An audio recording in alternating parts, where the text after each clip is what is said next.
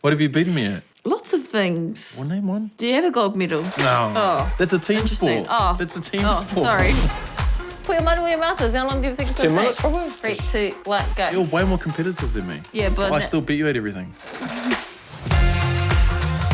I almost need one more. Because you got the wrong size. Legs. Baby's gonna come. Don't say that to me when I'm in labour. I swear to God. I don't know why I'm so heavy. Just the no sleep gets you. I don't know how we're going to do it. We need help. You need help, I'm alright.